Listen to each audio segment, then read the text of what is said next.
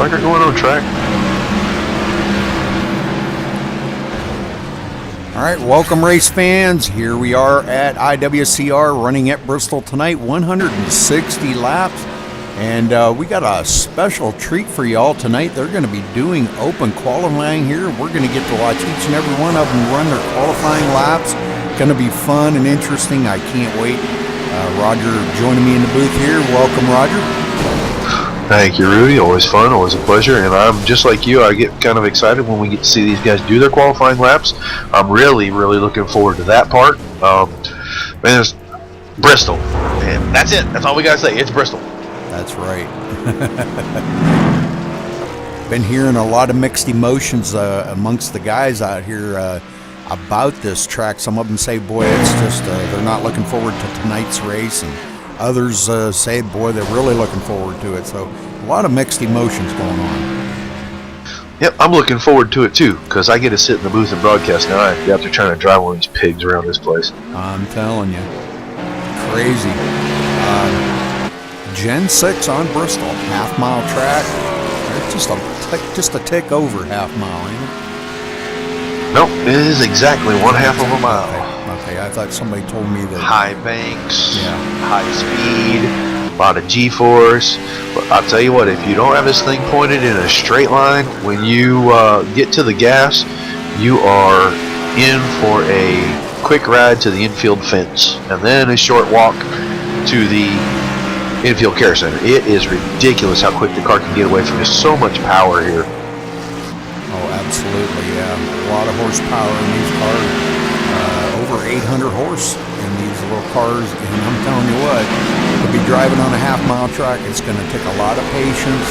And I think we're going to probably see some tempers flare out there tonight. I have a feeling. Bristol always brings the worst out in everybody, friends or not. Fires up them timbers. You get on these little half-mile bull rings, you don't have any friends. You have people that are either in your way or you're in their way. That's all there is to it. We've got some pretty fast guys out here turning 14.5-second laps. Holy smokes, man. I don't know. Yeah, they're getting it tonight. I went out there and turned a couple laps, and man, I don't even think I even got down into the 15-second range. I was like 15.6 or 7 or something like that. It's crazy. These guys are running at 14.5 seconds. Yeah, it doesn't take long to get around here, but man, I'll tell you what. If you don't put the power down right, you sure can get sideways quick. Yeah. John, are you running tonight? Yeah, 10-4. All right, good deal. That's what I like to hear.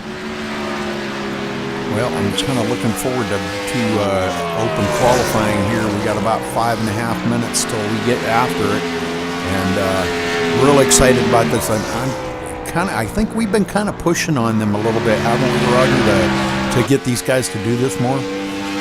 Yeah, I mean, this actually makes the broadcasting, for me, it makes it that much more interesting, because now I get to watch every single one of these guys go do their qualifying lap, and then I get to watch how that transfers over to their racing, because some guys are really good at making a hot lap and being at the top of the board in practice and being at the top of the board in qualifying. They don't race as well as they hot lap, and you get to see with this bunch, you get to see a lot of these guys are really, really good hot lappers, but then they can turn around and back it up in the race by being really consistent, really smooth.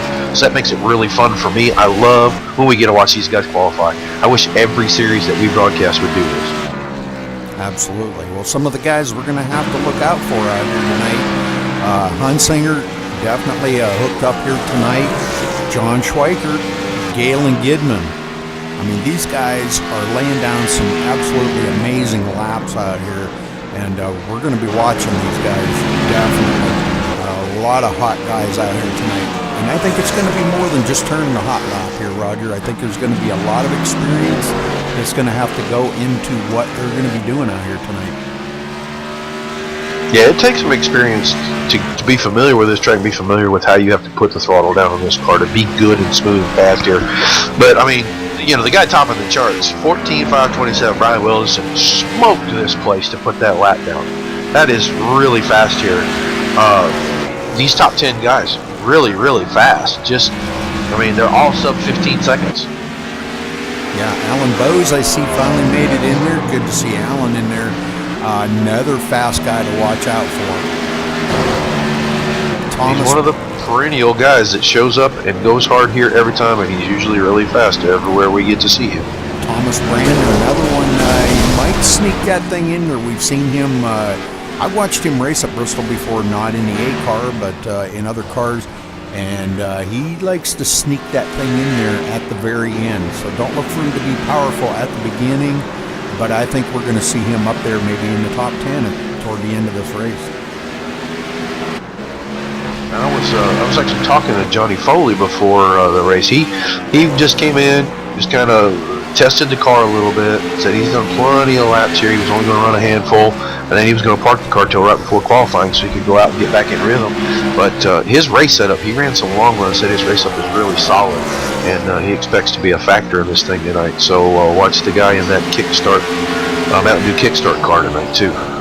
Yeah, brand new paint job, and maybe it'll bring him some luck out here tonight. Everybody's gonna need lots of luck to keep this thing off of the wall, because he's just riding the wall right now. Yeah, I know he better do a lot better than that in the race. Not trying to ride the wall, because he's killing that thing now. Yeah. I think he's trying to make that turn a little bit wider, I think. And maybe he thinks if he can push that fence another foot out, that he could go a little faster. It just means you're going faster when you hit it the next time. Another one to watch for, Barry Jacobs. Barry's been really strong the last few races. Man, I'm telling you, he's like come out of the woodwork and just been laying down absolutely amazing laps in some of these races. Was our winner here just last week? It was Tuesday. In the B car. In the Nationwide car, yeah. He's been really coming on strong this whole season. And tonight, he's got brand new paint on the car. Man, do I think that's beautiful. That is just sexy right there. That Bud Black Crown looks great on that car. But Barry's been just stepping it up a little bit every week. Into last season, he was kind of there. But this season, he's really turned it up. And he's become a factor every time we've been to one of the broadcasts. He's been in it. Yeah, definitely. Scott Hunsinger, definitely one that we're going to have to watch for, because him and Schweikert in a lot of battles, Galen Gidman, them guys, man, I'm telling you, when it comes time to turn the heat up, all of them guys right there turn the heat up, and I mean to the extreme. So look for some great racing between a bunch of them guys up in the front. So we got about 45 seconds here till we get down to the live qualifying. And did we get word, Roger, how they're going to roll out, or are we just going to kind of... I haven't heard a qualifying order yet. Okay. I'm hoping that they go out maybe in the order that they did their practice chart. Line up like that. So and maybe not. It may be the order that they came in. It may be the order their pit stalls laid out in. I really don't know. They didn't tell me anything. Okay. Well, we'll try to follow along here, and once they get rounded ready here. And I think before that happens, Rudy, fill the air. I got to step away for 1 second. I got to check on something. Sure thing. All right. Well, looks like it is over. Practice is over, so we're going to get down here and watch qualifying as they take the last couple laps here. John Schweikert finally rolling his car down onto pit road, coming to a stop, and here we go. We're going to watch qualifying, folks. This is going to be really exciting.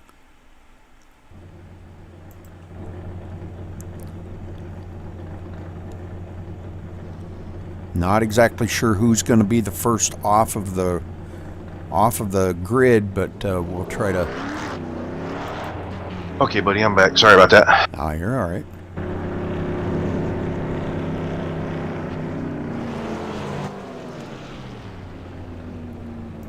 We're going to try to... looks like maybe Ross Cato might be our first one off of the starting grid here tonight.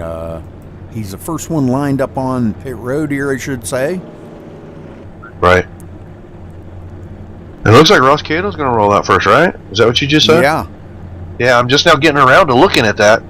And I guess it's just whatever order you drop out, that's the order when you get to the line first. So that's still kind of cool. Yeah. All right, so Ross Cato taking off here on his warm-up lap, and let's see what kind of a lap he can turn.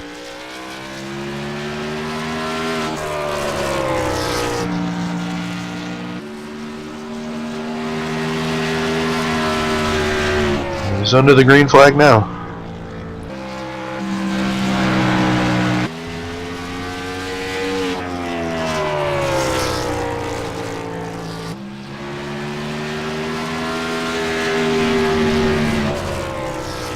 All right, laying down. That's a 15.425. On his second lap now. Let's see what this, if he can better that or not. Should be able to. Nope, he slowed down 2/10. All right, looks like next off of the grid's going to be Joe Roberts rolling off. Take his warm-up lap as Ross Cato gets off of the track and gives him the whole track to turn his lap.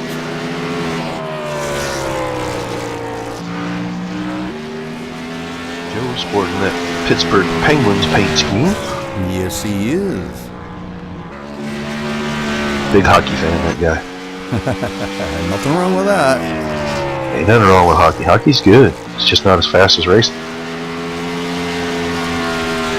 He looks loose at exit at every corner. Well, 14.99, still pretty good. Very good lap, man. Beating Ross Cato by a half a second. He just looks really, and he got really tight in the center there. All right, looks like next off the grid's going to be Jason Berg. You bet.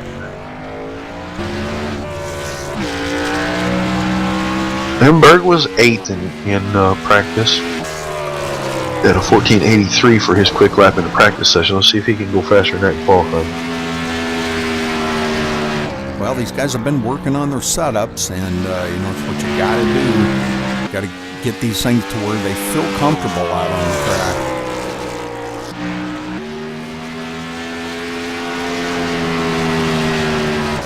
Yeah, I didn't think that lap was going to count. I thought he nicked the wall. Yeah, he did. It looks like he's real tight on entry to me, the way that car's going up and he's having to snatch it down from the wall. Yep. Looks like he's real tight on entry. That or he's overdriving his entries a little. 14.999. All right, so not bad. All right, next off the line here is going to be Keith Shaner. Shaner contracting web competition racing Chevy. Yeah, sponsor of the race the other night. That was really awesome. Awesome to watch, and couldn't thank him enough for what he did there, sponsoring that race. Yeah, I talked to him privately. He said, I better sponsor some more races. It's the only way I get any TV time. All right, comes in with a 15.3 on his first lap. Let's see if he can better that on his second. Not sure he's worried about qualifying up front, to be completely honest. I think he's probably just interested in getting a good pit stall out of this deal. It's 15.06. Yeah, he did better it. But let's see if John Schweikert coming off of the starting lineup here. Fifth one out. Let's see what he can do out here as he gets this thing warmed up a little bit. And that's the thing. WCR guy. These guys out here with cold tires too, Yeah, this is not the place for cold tires for sure. It's he nicked a handful the wall. when it's on cold. He nicked the wall there, and that lap did not count. 14.748. Ooh. All right. Quick. We'll see if that gets to hold up even inside the top 4, because there's some guys that are a little quicker. Yeah, Barry Jacobs rolling out now, and he's one of them. Yeah, he was quicker in practice. Yeah, he was in the mid-6s in practice. We'll see if he can back that up now. Yeah, Schweikert was, I think, 7th in practice, and Barry Jacobs was, wasn't he second? Third. Third? Okay. key thing here is to keep that thing off of the wall. If you tap that wall, that lap does not count.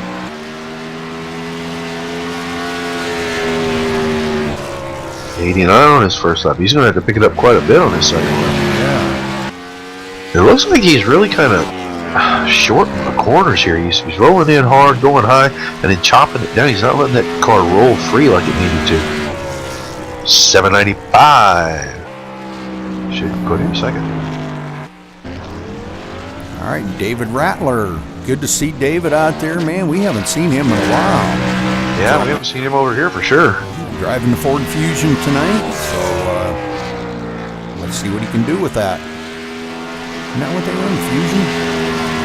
I haven't seen. He didn't turn a lap in practice that I know of. No. Maybe one. 1632. But that's not really a lap for that guy, I'm sure. Don't they drive the Fusion? Yes, the Ford Fusion. 14.681. Dude, look at that. there. No practice, and he's going to take that. He's one and done. All right. Next off the line, Patrick Crabtree. There's another one we don't see all that often, but I'm glad to see he's here tonight. Now these guys finally making it over here from the what were NIS. They? Yeah, NIS. Okay. Yep. All right. Well, let's watch Patrick turn a lap here and see what he can do. Another fast one, going to be right up there, probably with Schweikert and Rattler. Oh, I would imagine. Really loose coming off the turn that time. Oh. Well, I think he's just going to like, he's not even going to take a good lap.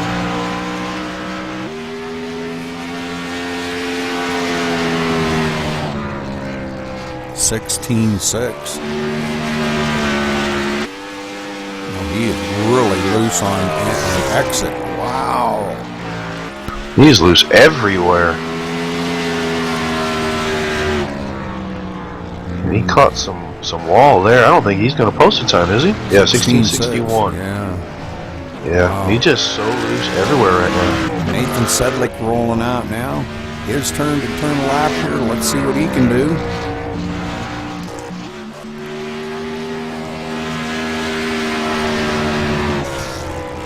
Taking the green flag this time and rolling around here. Looks like he's gonna. Oh, he seems to be hooked up pretty good, Roger.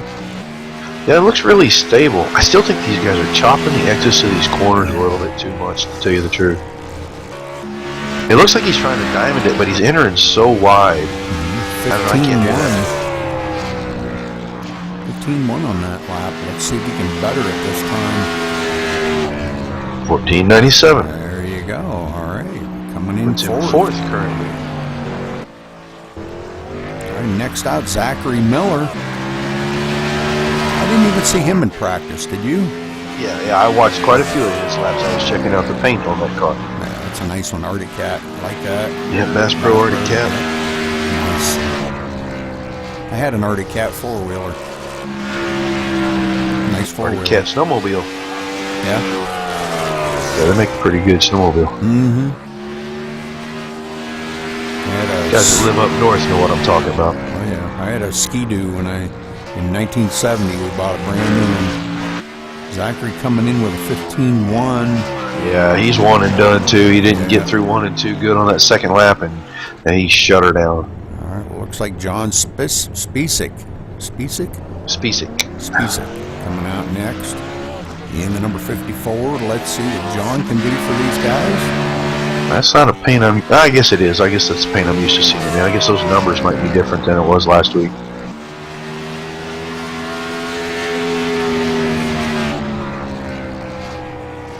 Ooh, he took it to the bottom at entry right there. Yeah, he That's did. going to pay off. Okay, let's see what kind of a time he can pull in right here. 18. All right. It's quite a bit off of the pole, but it's going to give him, decent start. Now this lap won't count. He hit the wall. Just hit the wall.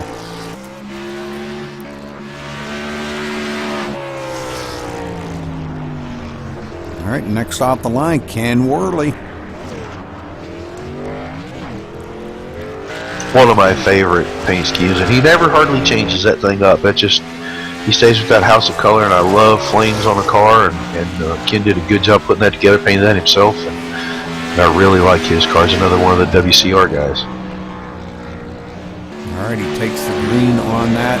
This is his first lap. Let's see what he can do with these guys. He's rattler in there with a 14.6. Oof, that was a smoking lap. 14.93 on his first lap. You know, both laps it looked like he hit that giant bump going into turn one and just did not make the front end of his car very happy. It slid right up towards the wall on him. He had to wait a long time to put the throttle back down. With a 15.1. No, I'm sorry. 15.01. Yeah, 14.9. Okay. Yeah, 14.93 was his first lap. He barely slowed down on his second lap. I think Thomas Brandon rolling out now. Let's see what he can do. One of the guys I kind of looked for him to start in the back, and you may still wind up seeing him start in the back and come to the front. But, okay, he takes the green to get his first lap in. Looks pretty stable.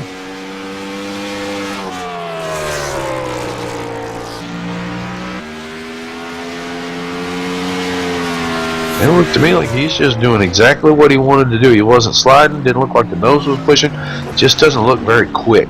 14.88 there. 14.8. And he's one and done. All right, Johnny Reed Foley coming out next. Let's see what Johnny's got for these guys.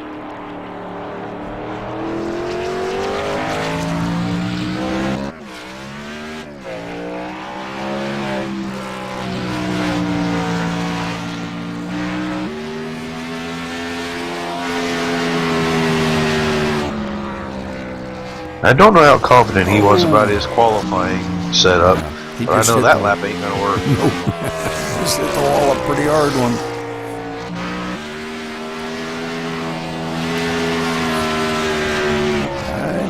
It don't look like that setup. He's too happy with that setup. He's loose everywhere, it looks like. Yeah. He's going to have to tighten that car up a ton if he's going to want to race around this track. I'm telling you. Well, he's going to have to quit attacking the entry to the corner so much. Man, he comes in with 15.106. That's just barely good enough for 10th place. Next off the line, Alan Bowes, and this is one of the guys that we're gonna be watching tonight because he's gonna be a front runner, no doubt. Yeah, he came in, barely had any practice time, went to the top of the board. I think he was number 2. Yeah, 14.59. That was flat getting it. I've never quite seen anybody can drive a car like this guy right here. I mean, no matter where he's at, he can put that thing in there and go. And that car was sideways going into 3, and he just turned the wheel and straightened it right up. 14.65. He won. Holy smokes. Gonna be the one to chase, I think, tonight. All right, David Butterworth rolling out. Be the next one to qualify.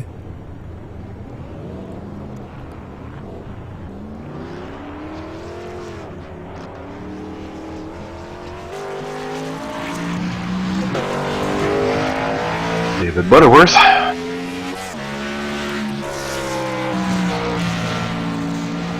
Let's see what he can do on his first lap here. Ooh, he looked loose off of 4 coming to get the green. He sure did. Oh. He blinked out. And he almost wrecked it off of a 2. He may need to do a little work on that setup. He hit the wall right there, so that lap's probably not going to count. Boy, That's 15.73 right there, so. He is really loose off the exit. There he is. Well, he's pinching down so low, you just can't get the car to do what you need. 15.30, he picked it up on his second lap. All right, next off the line, Donald Stewart. We've still got a couple more to go here. Brian Walderson hasn't ran his lap yet. So, Next in line.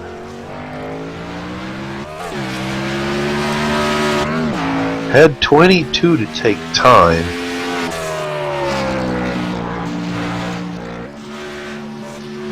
Oh, Donald Stewart caught the apron there in 3 and 4.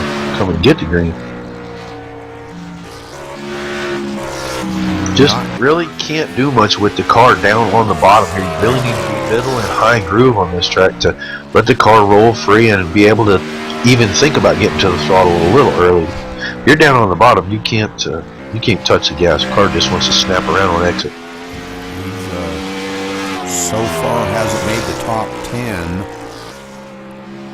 His first lap didn't even count for time. Yeah, 15.694. Not the slowest, but of the guys who actually made full laps and didn't wreck, he is the slowest guy. Right. Just didn't look like that car was sitting with him very good. Brian Wilderson off next.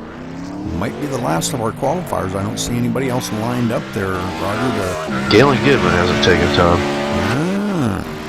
Okay. I don't look for him to start in the back of the field. No. Now, this is a guy to watch for the pole right here. Yeah. He was one of the fastest in practice. If not, he was the fastest, I believe, wasn't he? Yes, he was. Let's see what he can do here. And there he goes, right at the... That should be one and done. That's a pole run. 14.616. Cooked it. One and done. Wow. Not as fast as he went in practice, but he cooked it pretty good. All right, Galen Gidman rolling off now. Let's see what Galen's got for these guys. Can he beat Rattler, Bose, Wolverson, Schweiker? Can he beat these guys? Well, if he backs up his practice time at 7:20, it would put him fourth. Well, he would probably be happy with that, but I'm sure he'd be a whole lot happier right up on that pole. Well, he probably had a good shot to lead the first lap and get that one bonus point, but you never can count anything out here. This does not look like a pole run to me. Yeah, he kind of lifted off. 84 there, and he, like you said, it looked like he kind of rolled out. It looked like he got really loose. He had to jump off the gas. So he's one and done, sixth. I believe that's it. Looks like that's going to be it. Yep.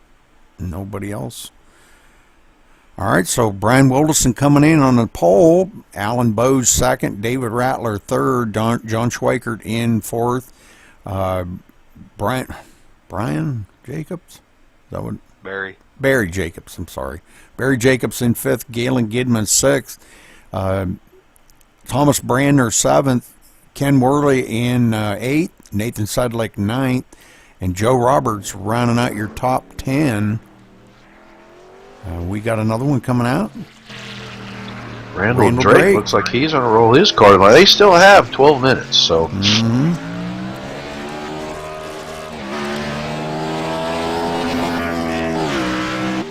This would make 20. That would mean that I count only two guys not taking time. Looks like Vandiver, maybe, I don't see Chahalis. I don't see Chahalis and Vandiver on time. And he was, they were practicing, so they may be just going to start in the server. Yep. And Rudy, Mr. Drake told me to tell you that bud is for you. All right. That's the kind of beer I used to drink when I drank. Well, he said he did that for you. He put that on that car for you. He wanted me to make sure that you knew that bud was for you.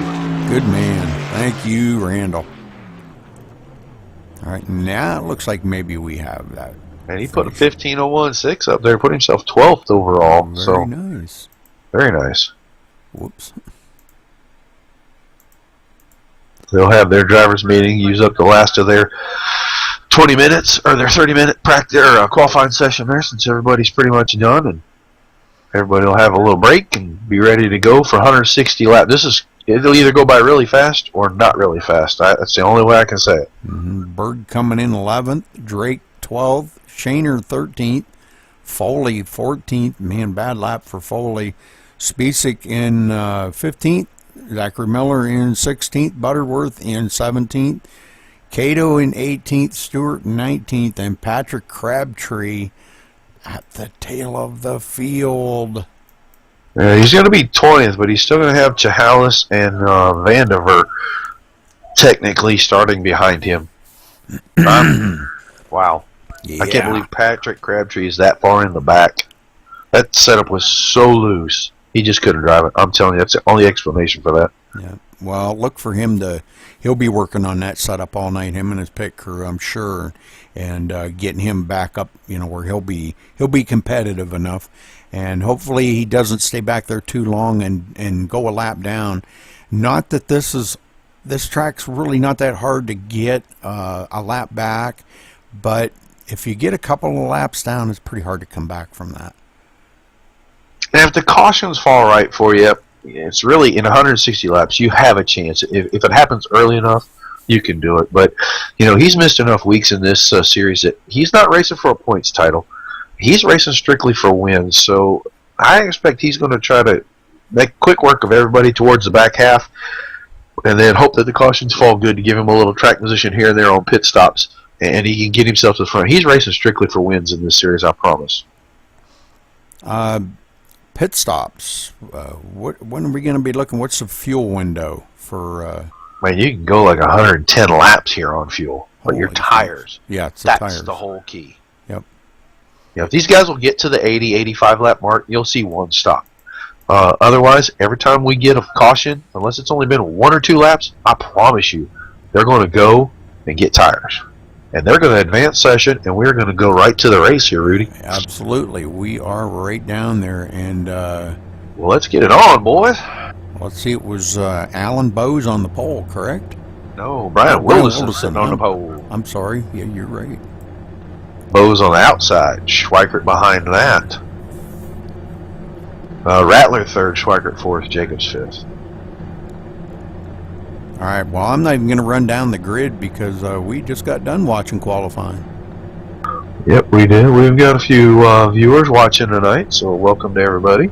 Yeah, thank you for tuning in. Tell your friends and have them come over and check it out.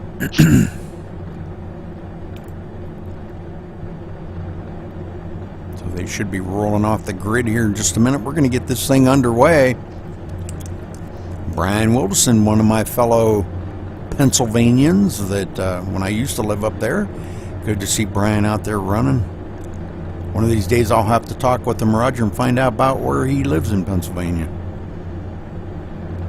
10-4, if I talk to him first, I'll ask him so I can let you know. All right. My guess is he probably lives over around by Philadelphia or something like that, but I used to live on the western side of the state. He probably lives on the eastern side. All right, just about ready to roll off the grid here in just a second.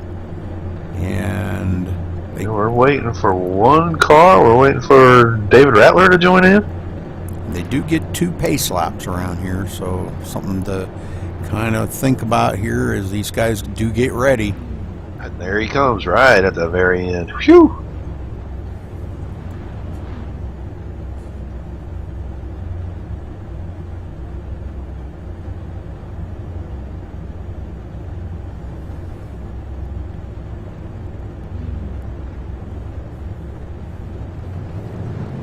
Catching some of the random radio chatter. Some of this is pretty comical. I'm glad we don't broadcast it. It comes out of the rear end of a horse and it stinks. I hear that. These Roger, guys are full of it too. When you get ready to go here, buddy, you give this a call down and get this thing underway. 160 laps here tonight. This is going to be fun. You think we're going to see maybe a few extra cautions? I'm worried that we are, just really for the self spins, guys with loose setups and impatient right foots. And I'm not saying that they're impatient drivers, just your right foot can really get you in trouble here. I hope we don't get to see the big one. I really would like to see us run this first 40-50 laps off without incident. That would really set the tone for the race, and then I think we're going to see a great race. So if we start out with a bunch of cautions, expect some cautions. If we don't, then expect a really good long green run here as they take their second pace lap down the backstretch. We're going to be getting ready to go. Everybody forming up tight here. We got Wilderson and Bowes on our front row tonight. And they were fast. They were just crazy fast. 6.16 and 6.50. Pace car takes the hard left. Green's in the air. We're underway. 160 laps. Oh, big tire spin. Wilson just smoked the tires. Oh man, did he kill the tires on that thing? And that let Bose get by off the one because he couldn't get in front and get to the high line like he wanted to. That could be bad right there if Bose got by him. I saw Nathan settle it down on the apron. He must have just got loose and went down there to keep the car straight. He slowed way down, dropped quite a ways back. He was real slow on the apron just now. A lot of checking up on that one, boy. I'll tell you what, that was a little scary. Yeah, I thought we were going to see the big one on the drum of the green for a second. Yeah. Alan Bose out front.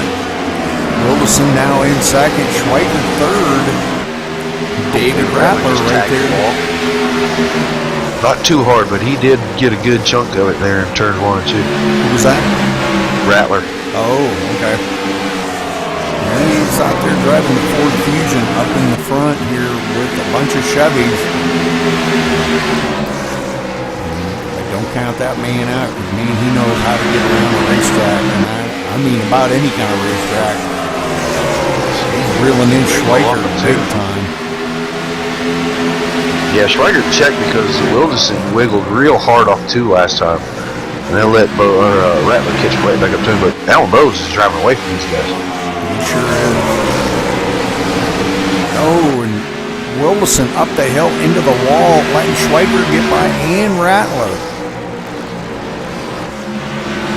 Oh, man, that cost Wilderson two positions right there in less than a lap. Now we'll see. Schweiker this time will set the tone for the distance. 3/4 of a second. We'll see if he runs Bose down. He seems to be very fast, and those two race together a lot. So, you know, I think Schweiker knows about every trick that Bose can do to try to shake him.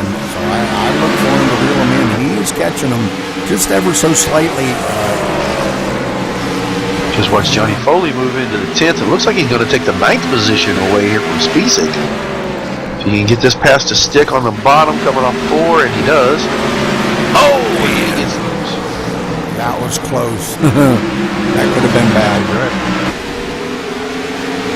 But you worked on him for a whole lap there. I thought he had him cleared. Just got a little too gas happy. Looks like Joe Roberts is really battling a loose car.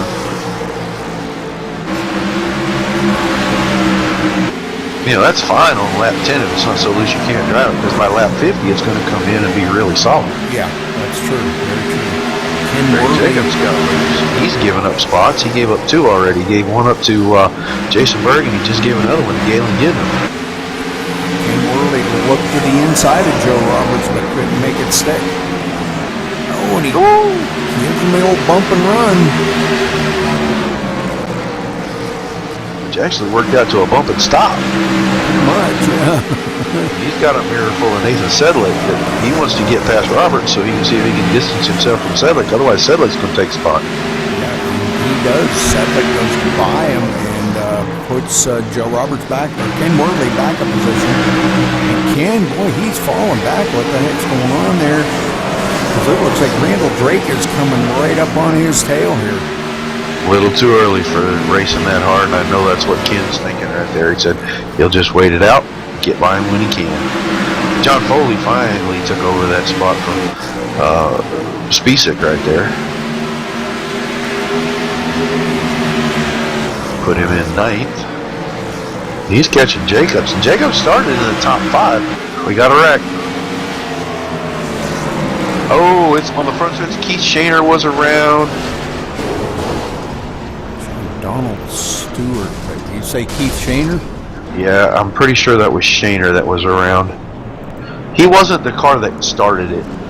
I think he just got into it a little at the end, maybe. We'll go back here and take a look and see if we can figure out where this happened. He was looking in on Cato, and they touched, and it broke his momentum, and they started to slide, and then he got spun around and hit. Or he was trying to gather it up, looks like, and got hit by Donald Stewart on the front stretch. Yeah, right there. And then got hit again. Yeah, that looked pretty bad. Well, actually, 4 of them got into it. 3 of them, well, actually, Shaner, Shaner didn't take a whole lot of damage on this. Oh, never mind. I think the engine's letting go on that car. Yep, the 56 there of Donald Stewart just come by and just cleaned him out. So Well, he and the 27 hit nose to nose. The 27's smoking as well. Schweikert got in there, got a piece. I'm looking at the front of his car. So did Brian Wilderson. And these were lap cars coming around and catching up to them. So when the caution come out, they obviously did not slow down like they should have.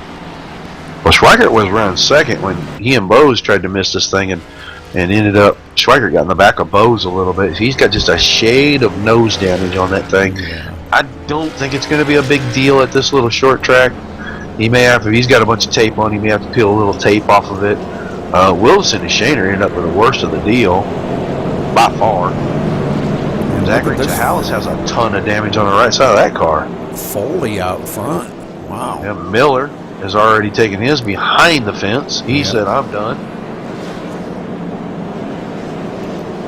That's too bad. Him and Shaner are both out of the race now. Dang.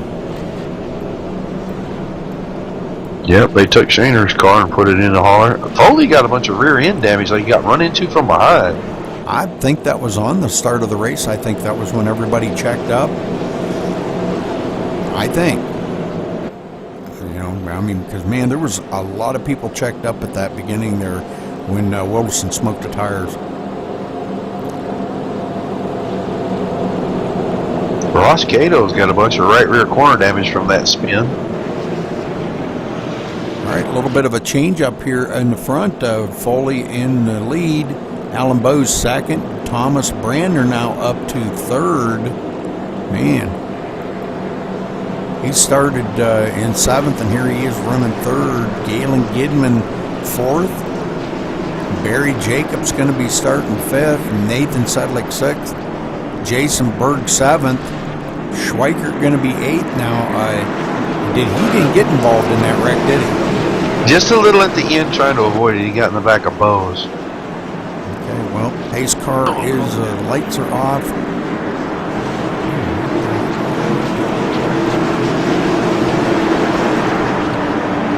And we're getting ready to go green. Pace car ducks off. Foley hits the gas. Green flag flies, and here we go, off and running. Alan Bose drive.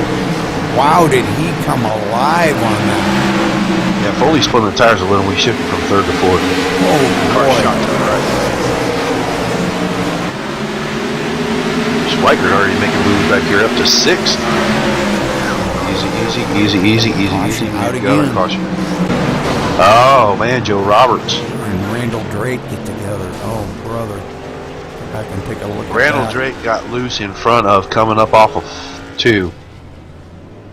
And end up, coming right back on the track in front of Joe Roberts and just banging him into the wall. Ended Roberts' night. That car's done. We'll watch here from Randall Drake's view when they go green.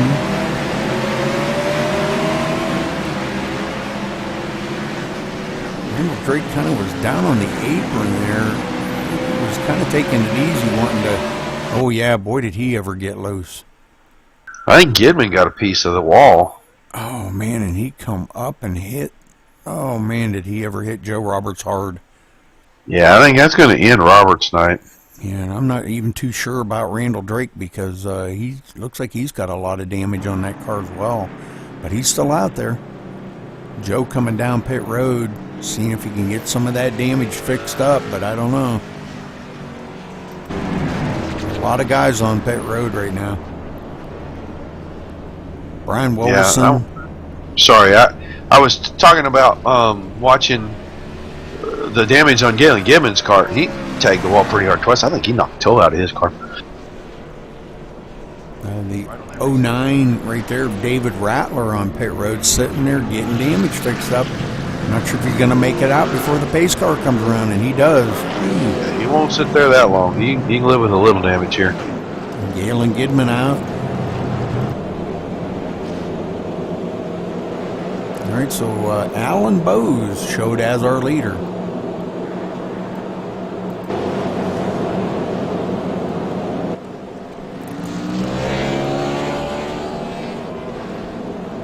So Foley smoking the tires on that takeoff cost him that lead, but he did lead a lap, so I guess that's it's all good. You know, he got to lead a lap. I'm sure that's what he was hoping for, is just to get that point. Yeah, I think that's probably why he stayed out there. You know, he is the only one that has not come down pit road yet. Johnny Reed Foley. Everybody else has been down pit road. Even our leader, Alan Bowes, has been on pit road. So, and maybe Foley's trying to stay out on a little bit older tires and get them to come to him. I don't know. I know when they heat cycle, they're really loose to start with. Well, I'm sure he heated them up when he spun them. Yeah. You have to be in such a rhythm here, and that's what this place is. It's total rhythm with this car, because you've got to get that feeling when you get ready to go off in the corner, where to lift and where to pick the throttle up, where to put it all the way back down. It's so rhythmic, and if you don't get a good green run in, you'll never get in that rhythm, and that's what I think we're seeing these guys fight this early in the race. I mean, we're almost to lap 30, and we haven't seen any green run, really, you know, with the first 12 laps. Yeah, that wasn't much of a green flag run. Not for these guys. All right, Roger, well, I believe it's your turn to call this down, get them going. Extend this caution for one more lap. Oh, okay. We had somebody to actually have to stop on the track for waiting for a car. Wow, they're banging into each other under caution here.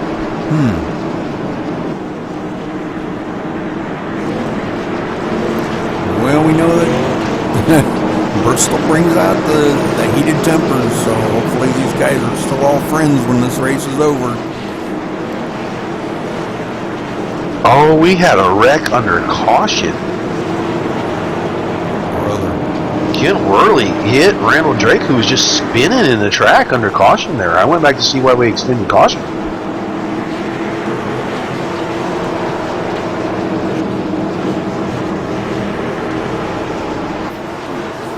Wow. Alright, well, we're getting ready to go green now.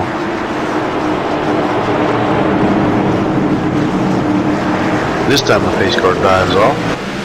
Bowes nails it. Brander goes with him. Foley's asleep. And he's going to lose all the way to 4th before we get to turn 2. And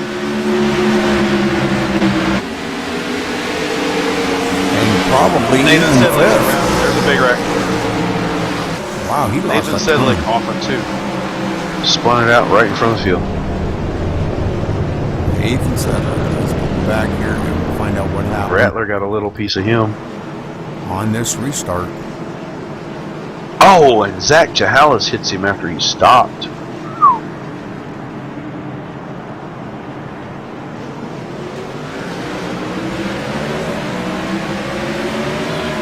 Well, we're losing drivers. Miller's out, Shaner's out. Stewart's on pit road. I don't know what's going on there. Wildeson's still limping around out here. Joe Roberts is out. Randall Drake is out. Ken Worley is out. Yeah, Nathan Sedlick, coming around, and it looks like the 09 Arab David Rattler just got just a piece of him. Maybe a little bit of nose damage on the front of Rattler's car now. And he's on pit road trying to work that out. It's just a tiny little bit. Yeah, not much. He just barely glanced off of him. Well, he had a little bit before, so I know what it looked like before, but he's got a little more now. As long as he didn't knock the toe out, which I really can't tell because he's sitting in his pit stall, he should be okay. That damage down that right side really won't matter much. I know he's going to have to get going because the pace car's coming down the front stretch. Yeah, I'm looking at the front of his car, and if there was any, they must have fixed it up. Could have been just a little cosmetic damage on that. I don't believe it's anything really to worry about. It's really all behind and above the right front tire. The nose is fine. It's just I can't tell if he's got toe damage. Well, it looks like maybe the driver's front fender may have a little crinkle in it, or the hood may have a little crinkle in it. Yeah, it does look like that a little bit. So it could have just been pushed in, maybe. I don't know. Let's get back up here to our leader, Alan Bowes. Brian Wilson back on pit road. He's rolling off now, trying to beat the pace car like Sedlick. Thomas Brander going to be scored second. Wow, this is turning into kind of a decent race here, but we got to get past these cautions and get some green flag runs. Because time's ticking down here. They've got 34 laps in the books, almost. And that don't leave a whole lot of laps. Well, we're 20% into this. Yeah, they click off fast once you get going here. They click off pretty fast.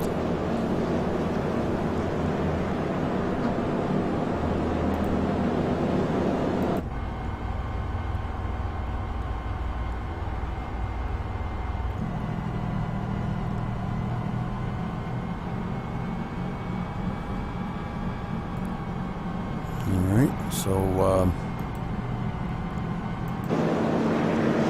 lights are off on the pace car, and we're getting ready to go back green flag racing. Everybody can double up, start tightening up the field a little bit here. Yeah, we're going to, we need to see if we can get some green laps. If we can get, 15, 20 green laps in and get everybody kind of spread out a little, guys will know what they have, and this thing will start to go a little bit better on the green. I really feel that way. They need to be a little more easy on that gas though when they take off. Pace car is off, and Bose hits the gas, and here we go, green flag racing again. Now, don't you tell Alan Bose he needs to be easy on the gas. He won't listen. Bird rolls it into second. Oh, and he gets a little bit loose, and that's going to cost him a little bit of momentum. And Brander just powered it on by there. Yes, he did. Puts Bird back to third now. He looks like he's going to try to make another attempt on it. But boy, these guys are awful loose. Coming up there in the sixth place. Oh, Schweiker getting into it. Oh, Foley. He had a great run on Barry Jacobs, rolled it in there, and he tried to slow it down. And when he did, it overcorrected, went back, and he ended up getting Foley in that deal. Man, that's just not good. That's a pretty good driver that made that mistake.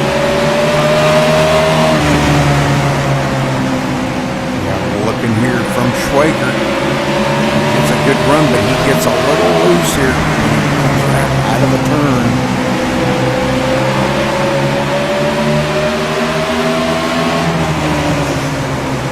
Poor Foley's wadded all kinds up.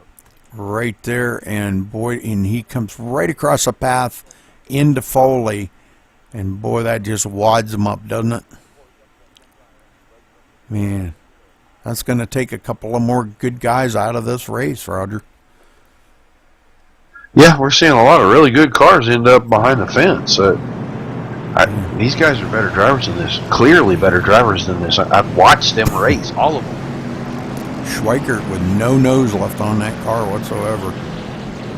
I don't know if they'll fix that up or not. Yeah, they'll probably do something to it.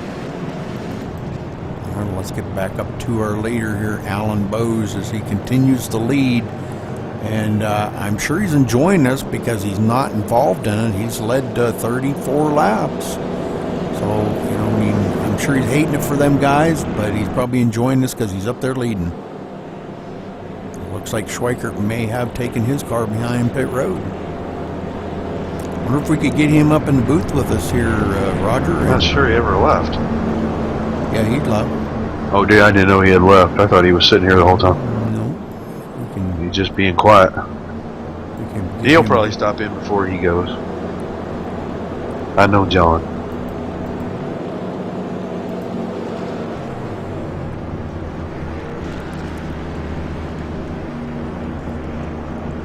Yeah, it's unfortunate to see all these good drivers out this early in this event because some of these guys are extremely good drivers. Well, I just sent him a little message telling him if he wanted to come on up. If he cannot continue, I don't want to get too many of us in here. One more besides us is good. I'm not worried about John. Oh no, John. Yeah, John did great in the booth with us there last week or week before, I think. He come up and talked to us a little bit, and it was just it's kind of cool to have a driver's perspective, and maybe he can tell us a little bit more what happened to his car there. I mean, we know it got loose, but maybe he can explain to us and the viewers exactly what happened. Well, the only thing I can think of is maybe he thought the 54 car was further up on his inside than he was when they went off in that corner, and maybe he was trying to keep the car up, and when he had to check for Jacob slowing a little bit, the car rotated on him, and when he tried to catch it back, it overcorrected, because all of a sudden it snapped right into the wall. We're getting ready to go green here, and I'm not even paying attention. Yeah, and I think they're going to go single file, right? Yep. Well, there we go. It looks like Bose is gone again, and Brander couldn't keep up with him that time. Single file, maybe we'll get some laps going. Yep, Brander back here in second, Berg in third. Boy, he almost gets plowed into by Barry Jacobs, and Barry Jacobs went right into the wall. And he killed it right in front of that car. I bet he knocked toe out. Yeah, he lost 2 positions real quick on that. Very unfortunate for Barry. Speed loose off of 2. He had to go down the apron to save the car. He let Rattler by. He didn't have a choice, but he still let Rattler by. Right. Meanwhile, Alan Bose gone again. Nathan Sedlick now gets a run and goes by Barry Jacobs. Barry Jacobs takes it way down low. He may be coming on pit road. Yeah, just got back on his car, and he is headed for pit road. Absolutely. Okay, he may. That steering might be knocked just all out of the car. Yeah. He's 30 degrees left to keep it going in a straight line. That's too bad. Yeah, he had a pretty good car. Sure did. And it looks like he may have dropped out right now, so let's get back up to our leader. Boy, they're dropping like flies here, Roger. Not what we want to see. No. I think we've only got about 12 cars left on the track. We'll probably see a good long run down here. They're spread out like crazy, and we'll probably see a good run here unless somebody just leaves it. Bose back here now, almost 2 seconds behind the leader. And Jason. Caution. David Rattler is the car I saw on the front stretch. He's running out by himself. Yes, sir, and he's just sitting there trying to get his car turned around. So let's. We hit the wall a ton on the inside. Go back and take a look at this. Out here all by himself. Must have just got loose. Yeah, when he cut down off of 4, it just come around on him. These guys are trying to diamond that just a little bit too much, I think, and it's costing them. I gotta wonder if there was, something to do with some of the damage that he had that didn't just make that car go around when he stepped on the gas right there. Could be, yeah. Boy, that was I'd unfortunate. love to do an interview, but I think right now some of these guys Alan Bose might be the only guy who is happy. Yeah, I agree with you.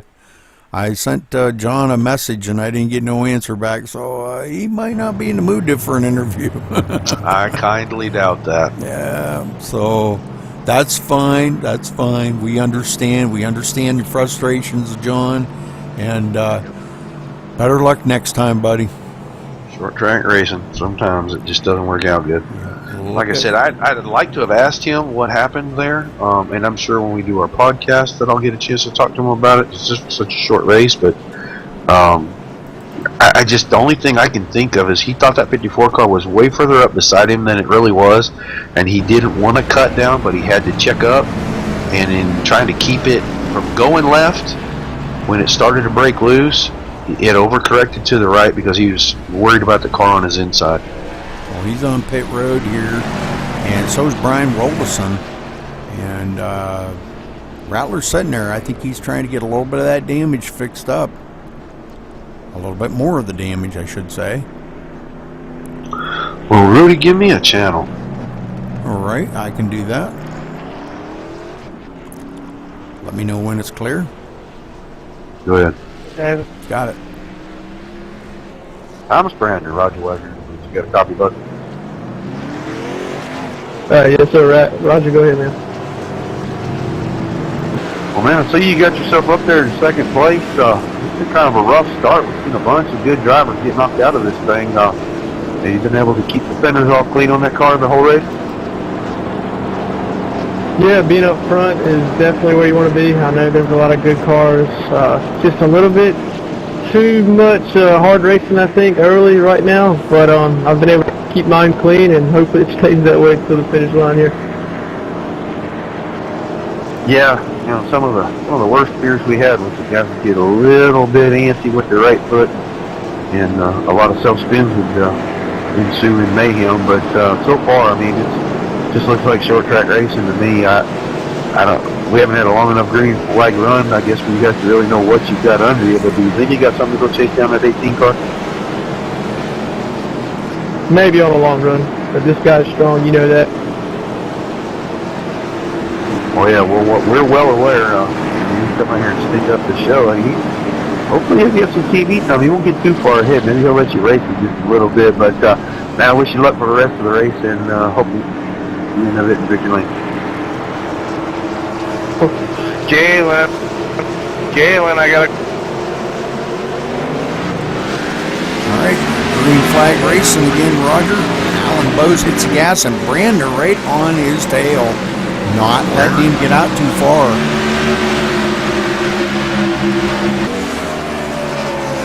But boy, I'm telling you what, Berg is putting the pressure on Brander big time. May have a run on him this time, and he does. Brander giving up that position pretty easy. Like he said, these guys racing pretty hard early, and I think Brander's just kind of taking it easy right now. He's caught maybe a little loose on a short run, because he said on the long run he thought he might have something better.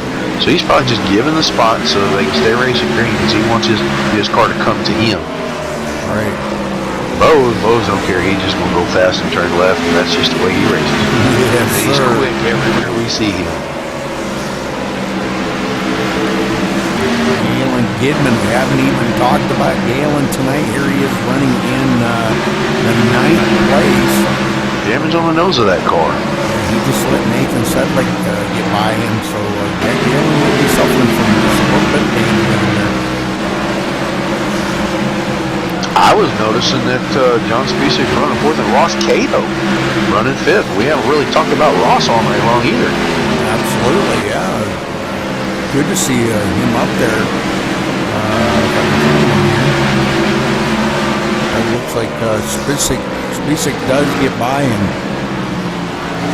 So Ross Cato moves into 5th. That is a quick car, Spacek's got. William Vandiver back here in 6th. William, haven't talked about him tonight either, and I'm telling you what, he's got that car clean and running really, really well. Sporting Navy paint on that tonight, representing the U.S. Navy. I like that. Yes, sir. We always like to see our servicemen and women represented out here. Is he in the Navy, do you know? I don't know. This is only like the second time that I remember seeing him.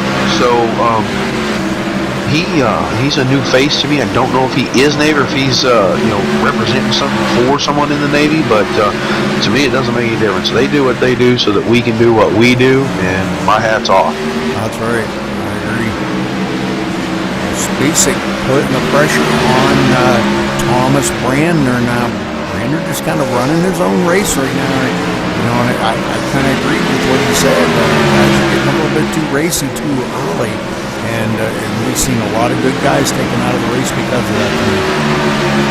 Vandiver is challenging Cato right now, but he just can't get the run off the bottom like he needs to. For that 5th spot.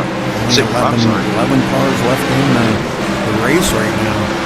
Boy, there's some good racing going on there. And Wilderson, look at Wilderson out there with damage. Wilderson is 8 laps down. And look at him passing cars. 8 laps down, 10th position, all because of something that really wasn't his fault. His car's pretty hurt. Boy, he just powered by Ross Cato right there like it was nothing. I just happened to go take a look down pit road, and I saw Nathan Sedlick, Donald Stewart, Scott Hunziker all on pit road just now. Those are definitely unscheduled. Oh boy. Galen Gidman worked his way past William Vandiver, and now he's working on Ross Cato for 5th. So Scott Hunsinger is still actually in the race then. And he's come back onto the track. And he can pick up, he can go out and complete all the laps. He can probably move himself somewhere up into the top 12, 11, maybe. That's points. And 10 more points. Well, his car looks to be in pretty good shape, so he must have got all that damage fixed up, or most of it. Looks like a brand new car again. Looks like a brand new. His lap times are like brand new. Yeah. They just turned fastest lap that he's turned all race, 15.006. He looks a little tight in the middle of the corner at both ends, so maybe he's still got just a touch of steering bends on that car, but he still looks quick to me. Absolutely. Good to see him back out there, though. He should pick up a few positions here. Maybe in about another 10 laps. 8 laps. 8 laps. So, Jason Berg still in second. Almost 3 seconds behind Bose as he goes by the number 56 right there, Donald Stewart. Takes him on the low side. All right, Thomas Brander still in third, back here 6 seconds behind the leader. Bose is just out there dominating. We do have to give him a little bit of TV time, I think. I know he's stinking up the show, Roger, but... Well, I try to coax him into maybe hanging around and racing these guys a little bit. I don't think he was having none of that.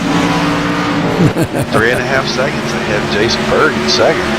Yeah, that's he is definitely just on a rail right now. Now, Brander's car seems to be coming back, because at one point he was about 4th or 5th, and now he's back to 3rd.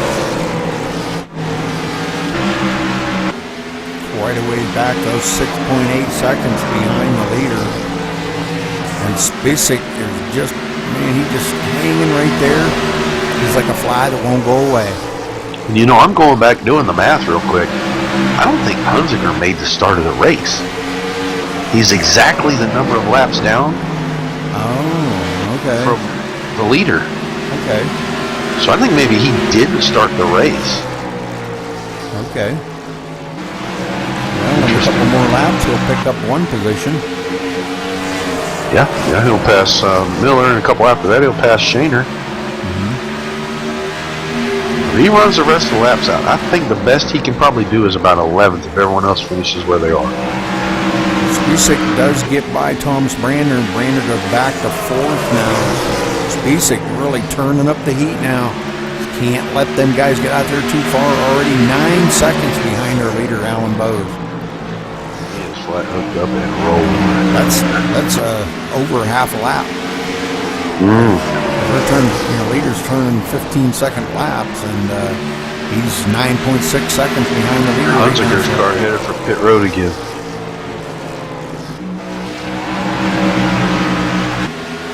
He did pick up one position. Well, let's keep an eye on his car. Maybe he was just getting out of the way for some of the leaders, because he rolled right through.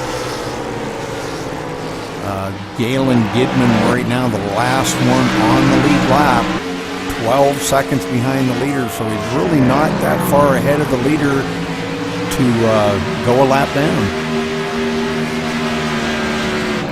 So let's get up here on Alan Bose, and I am going to go to the roof cam, and let's check out and see from Alan Bose's angle here what it looks like to ride along in one of these. The leader of the race right here, Alan Bose. I think Jason Burton might be catching him. Just never mind. Nope. Never mind. Bose is just... No, he's not. Bose is just railing. Wow. Our second place car just about got himself in a bind right there. He ran up on the back of Cato so fast he really didn't have time to react to that. Alan Bose coming up on some lap traffic as we speak here, and let's see how he negotiates this. The lap traffic stays high or goes low, or what the deal is here. I'm sure They're probably communicating somewhere along the line, hopefully. Alan Bose goes low inside. That's the 5th place car that he just lapped. That was Thomas Brandner. Oh, Brandner hits the wall and then gets tagged by Sedley. So 4 cars left on the lead lap, and he is about to catch Galen Gidman. Galen Gidman not far ahead of our leader right now. Galen Gidman in 4th. Galen, I'm sure, would like to stay on that lead lap, but and hope and pray for a caution.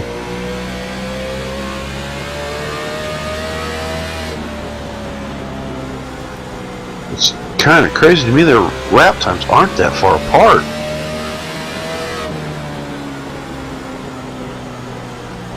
Yeah, it's kind of nuts how. But it just looks like Bose is just running him down like nobody's business.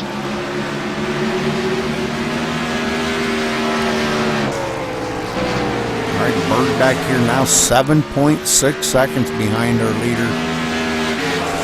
Spisak in 3rd. Or is that Galen Gidman?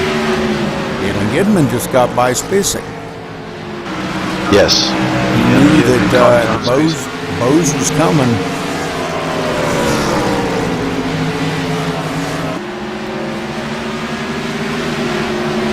Oh man, that was close for our leader right there. Yeah, that was. I seen that. That was. Ooh. He's still not around him. I bet you it made him nervous. Spisak not wanting to give up without a fight, and I don't blame him.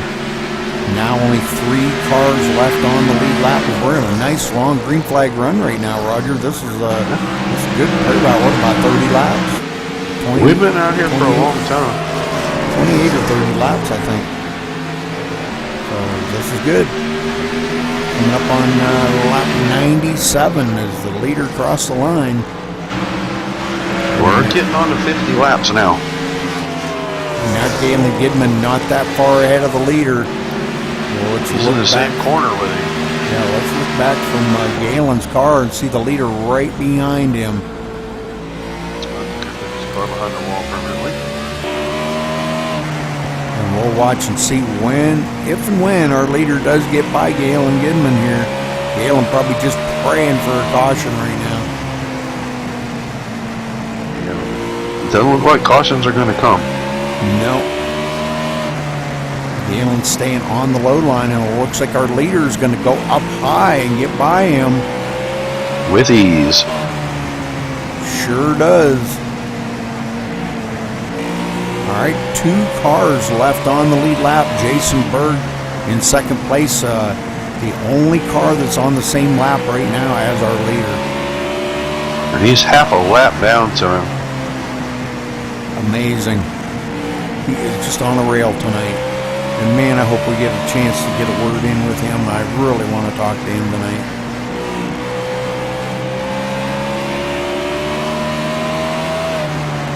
Taking lap. Berg's car is crazy loose off the corners. He is sliding left and right going down straightaways. Let's go back and check on Berg here. He's in a lot of lap traffic right now. You know, the thing about this track, Roger, and I know I don't need to tell you about it, but even if you're several laps down, it's the place that counts. I mean, if you're running in 2nd and you're 3 laps down, hey, you're still in 2nd place. So that's the thing. These guys have got to keep that in the back of your mind. When you're at this point in any race here, and I don't care what car you're in, what you looking for now is a checkered flag. You don't care. You want to be done. This place just wears you out. Oh, it sure does. It sure does, yeah. This is very, very strenuous on these guys. Even though it's only a half mile, turn 1 and 2 is a whole lot different than 3 and 4. Oh, yeah. Well, turns 1 and 2 are a little longer, more sweeping. Right. 3 and 4 is a real narrow set of turns. It's real short. Yep. And man, you got to drive both ends of this track different. Yeah, so it's hard to it kind of throws a rhythm off a little bit. You know, it's hard to get into a rhythm when you got two separate types of corners. You know, so the Berg now almost 11 seconds behind our leader. I believe Bose is on the rail out there, and I think he's probably going to just probably lap this whole field before the race is over. Well, he's got 52 laps to catch him. I don't think that's going to be a problem now. He's only 11 seconds. He's 11 seconds behind the leader and losing more time. Yeah, he's... Oh, there's a wreck. Oh. Donald Stewart turned around. I think him and Brandner were kind of racing a little bit here and there. Oh, Donald Stewart just blew his motor, too. And that happened right in front of the leader. Oh, man. Let's go back and take a look at Donald Stewart here. I think Donald blew his motor on that. It looked like it. Yeah, it looked like it.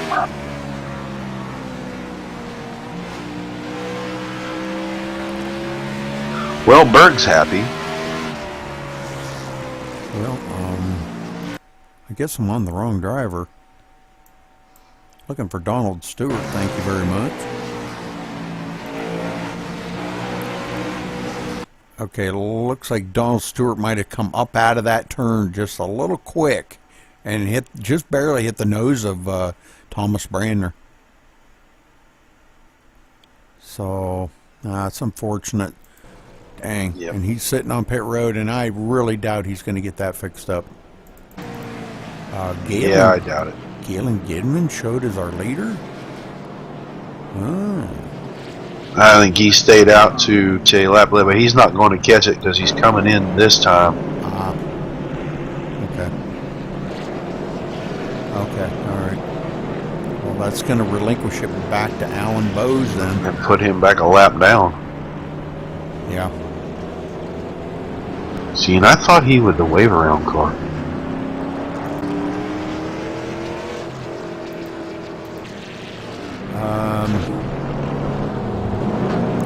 Actually, yes, he should be, but I thought when the caution came out, he was the one. Yeah, I'm kind of thinking that too. I think Galen Gidman should be the way by, but if he may be. If he pits, does that not throw that off or no? It puts him back around at the tail. Basically, he's the first car on the lead lap, and then he goes in and he gets passed by the other two, and he'll come back out.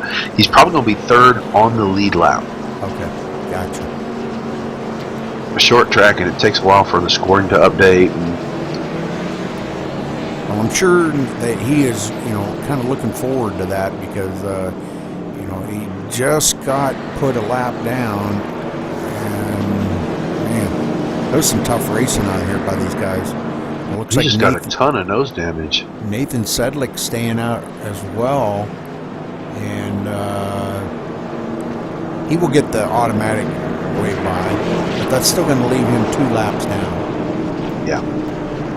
He's got so much damage to that car. He's just trying to get to the end, get a top 10 finish out of this.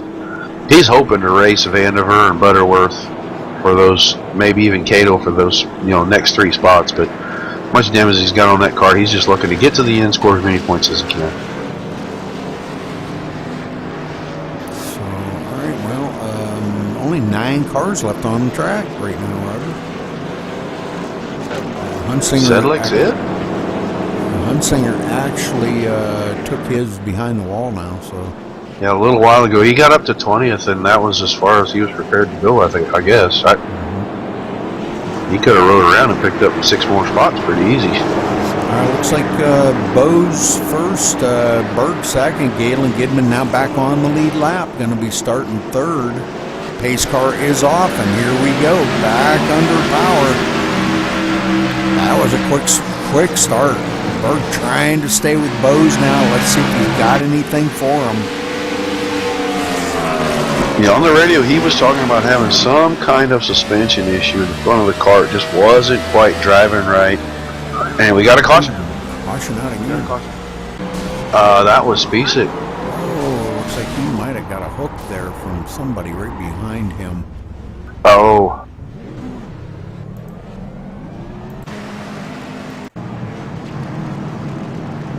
I'm not sure what happened there. we will watch here from SpaceX view here.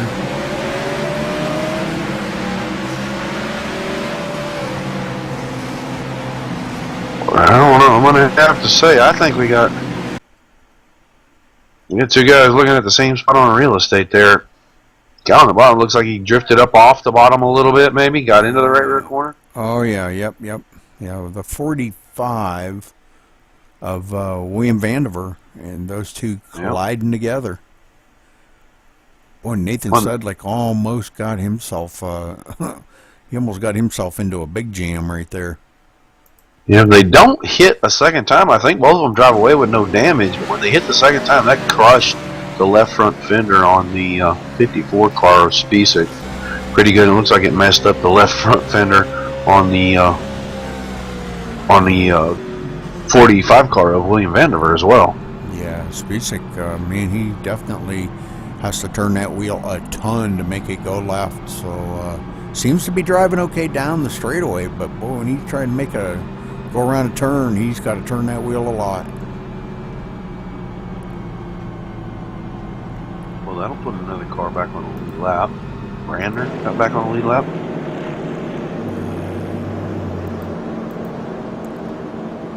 Should be, yes.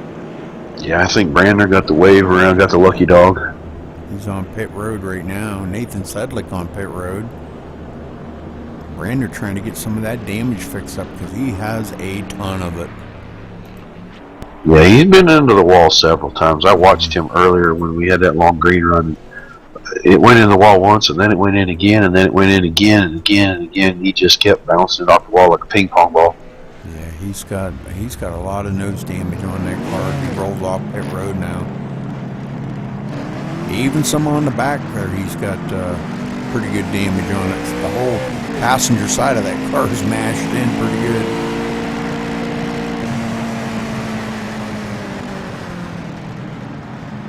There's a whole bunch of cars that got stuff damaged. All right, well, Roger, I think we both kind of missed the restart last time, so why don't you go ahead and restart them this time? I've lost count. Yeah, it don't matter.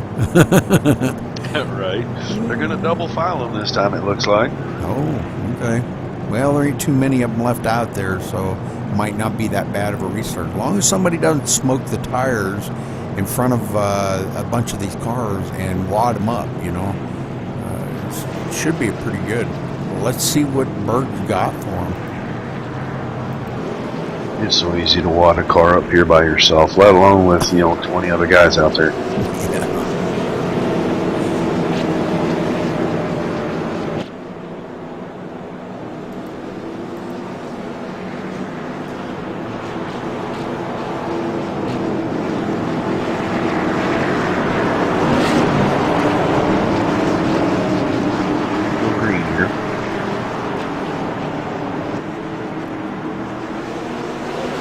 Race car's in, and Alan Lowe's on the gas. Jason Berg hanging with him this time.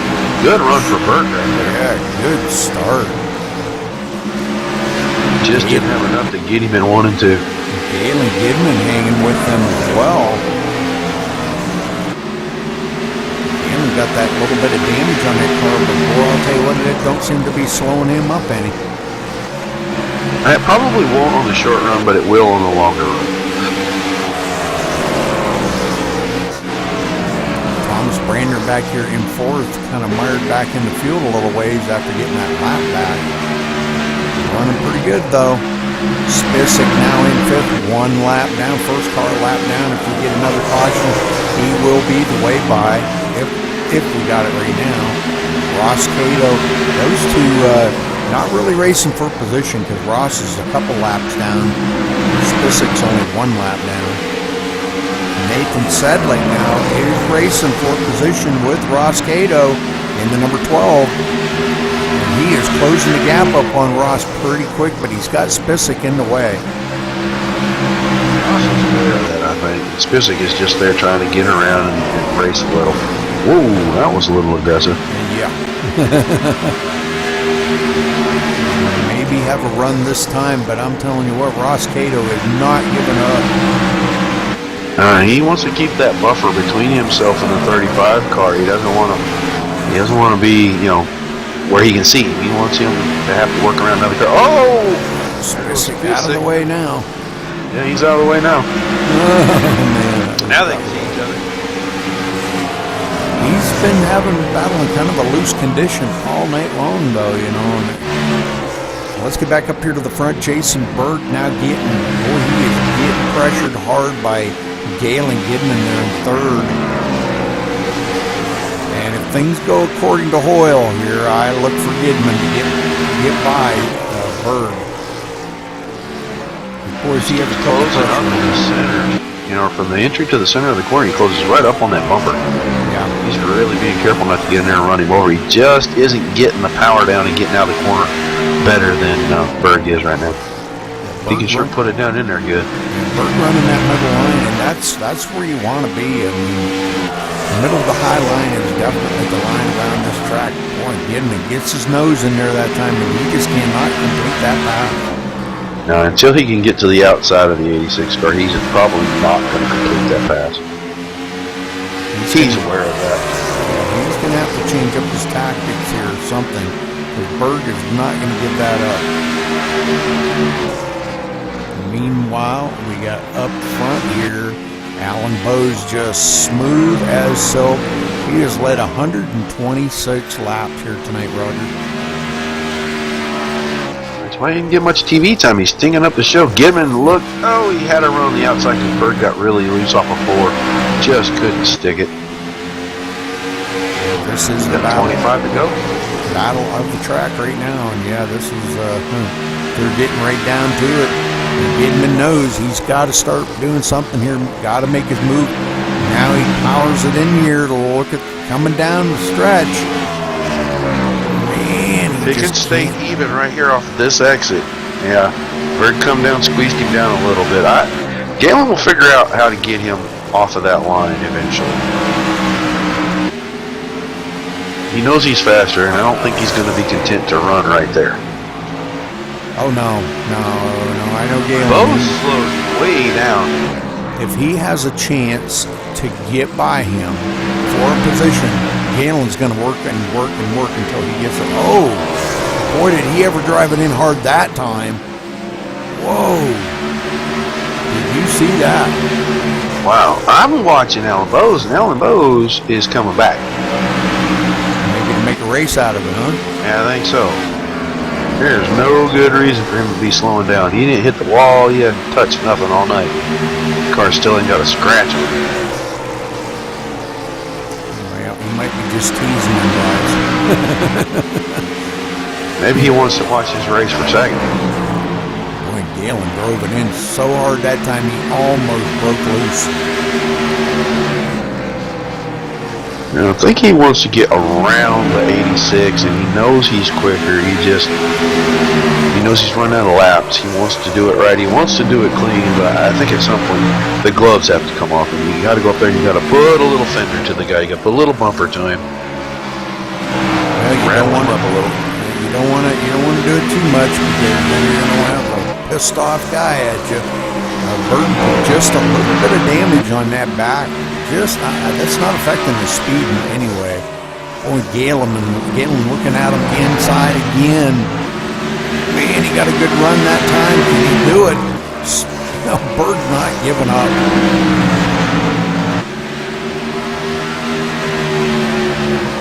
Good show. Yeah, I know the other guys aren't getting any TV time, but boy, this is the battle of the race right here. And this happening just a few feet behind our leader. He could never catch that right where he could get right there, that wiggle, where he could really get it down. He could get up beside him going in the corner.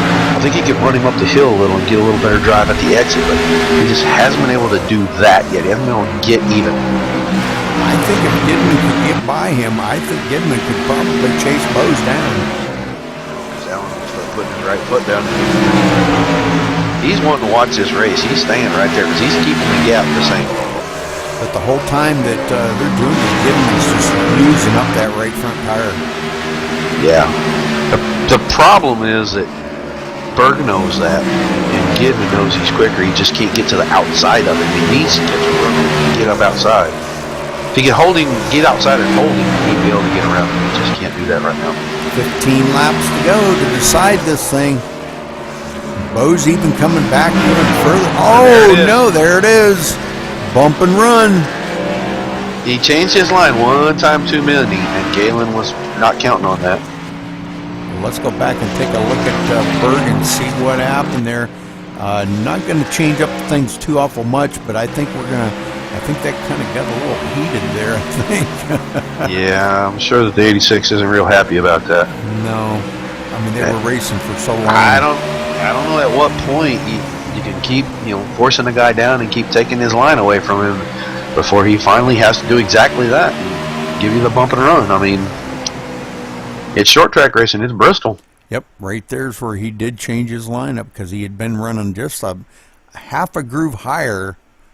Exactly. That's what I saw. I saw he changed his entry line, and Gidman wasn't looking for that change. And I know the 86. He's upset about that, and I'm not condoning what happened there. But it's short track racing, and eventually it's gonna happen. Galen Gidman on pit road. Alan Bowes just coming off. He will be still scored as our leader. 12 laps to go to decide this thing. And man, we are back into a good race here, Roger. 2-tire stop for the 86, 4-tire stop for the 94, and that's going to put the 86 back in front of them again. Oh, brother. We're out of laps. You're out of laps now. Yep. Yeah, this thing's far from over because it's going to be decided out there. Can Jason Berg hold off Gidman with only 2 tires? Gidman having 4. Oh, brother.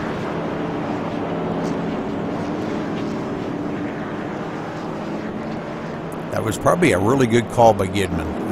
I think maybe giving it about 2 or 3 laps there to get them tires warmed up a little bit, he may be able to power it by Berg, but Berg is going to try to pinch him down. I just have this funny feeling. I think it's going to happen again, Roger. Yeah, I don't know. They may work it out. It may not be a big deal now, but Gidman knows he's got 4 tires. He knows he's got less than 10 laps.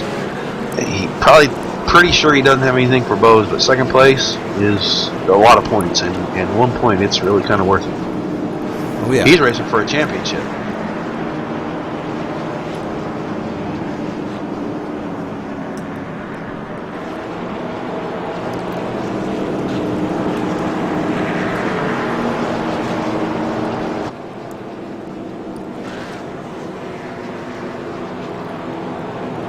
We're going to get a couple of waves right here.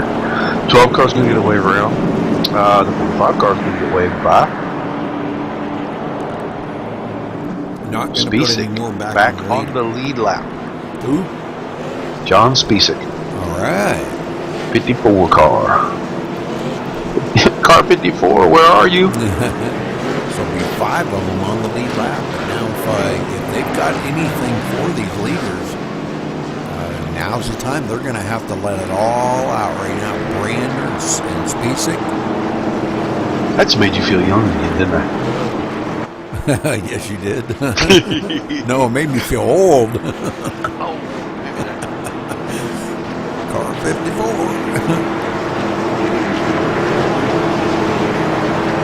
Here we go. Call this last restart down there. Yes, sir.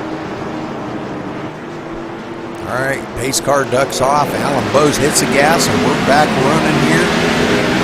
Taking 8 laps to go right now to finish this thing. Gidman on the inside of Berg, and he is going to take it away from him. Said I'm gone. Absolutely. Stuff it down in there and hope it sticks, and it stuck.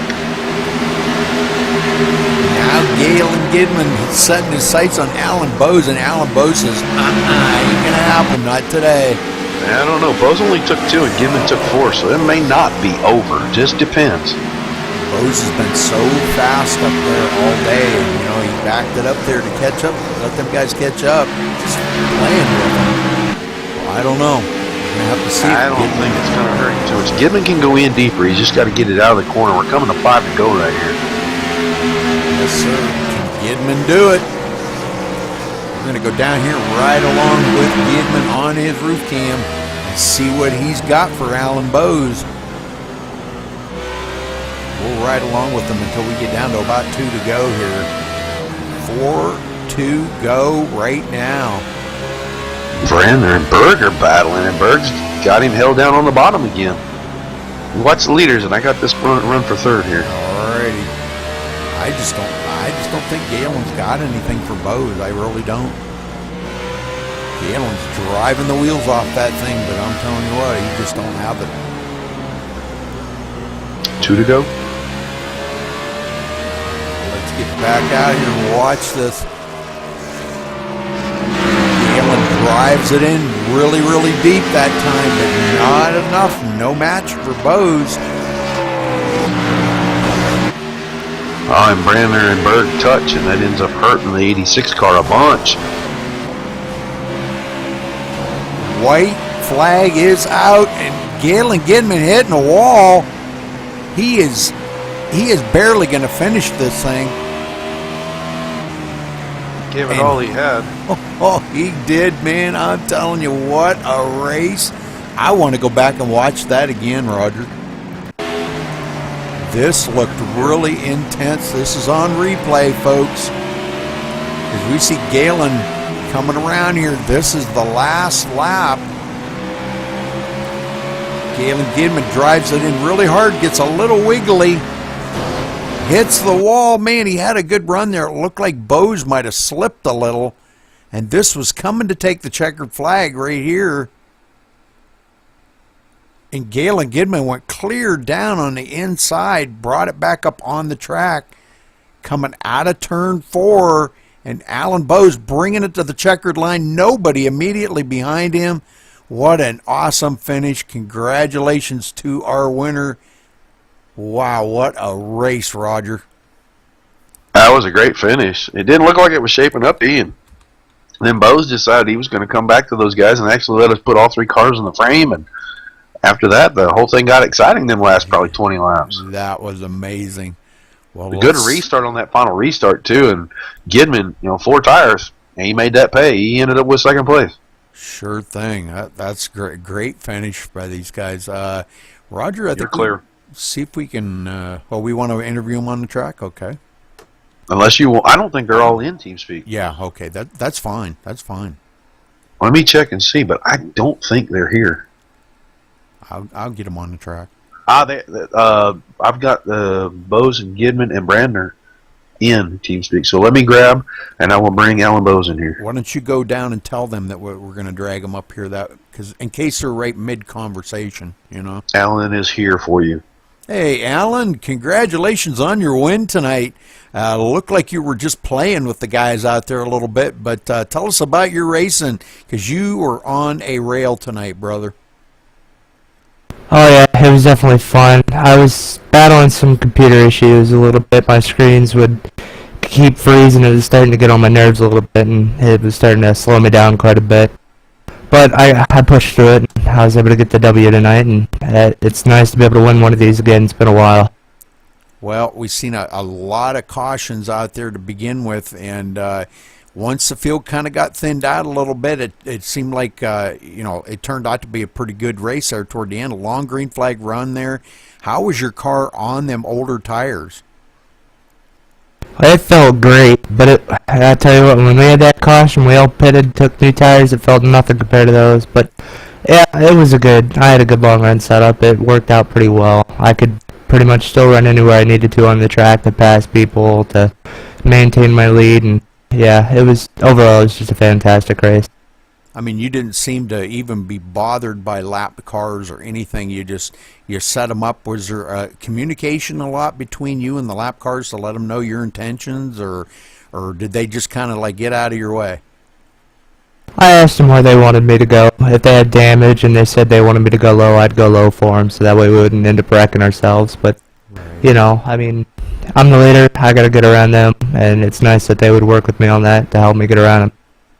Absolutely. That's always nice to see, guys helping you out and working with you a little bit like that.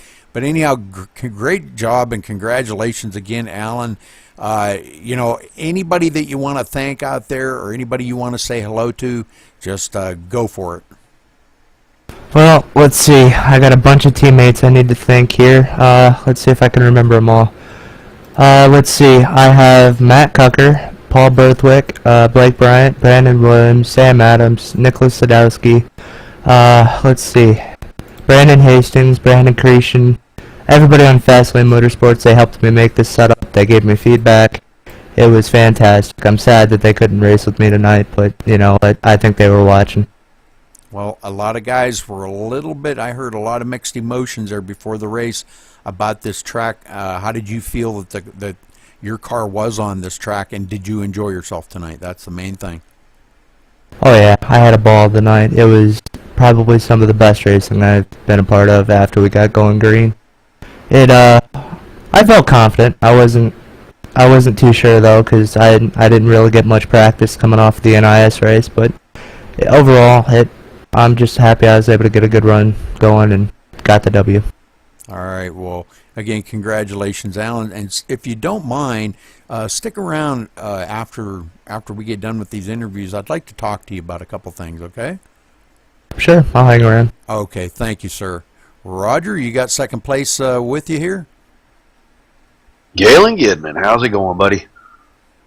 Oh, I'm doing all right. Little worse than I could be, a lot better than I could be though too. So we'll take it. Well, second place tonight, and you fought hard just to get second place. You were a lap down at one point, and then you battled extremely hard with Jason Berg for a while. And I was telling Rudy up here during that whole battle, Galen's a little quicker. He's setting it up. He's going to figure out where he can get him. And if he keeps getting, the bottom and keeps getting held, eventually he's probably going to end up putting the chrome horn to him just to move him out of the way. And he changed his line a little bit, it looked like to me, and you got down the corner really good and got in the back of him. Man, walk us through the race and take us up through that point and tell us what was going on there. I had a really good first run. We had 20 laps, I think, to start or something. It was really enjoyable, maybe 10, 20 something. It was a good run at the beginning. And then that next short run, we only went like a lap and a half, and the car just went from totally awesome. I didn't make any changes, just put 4 on it and went.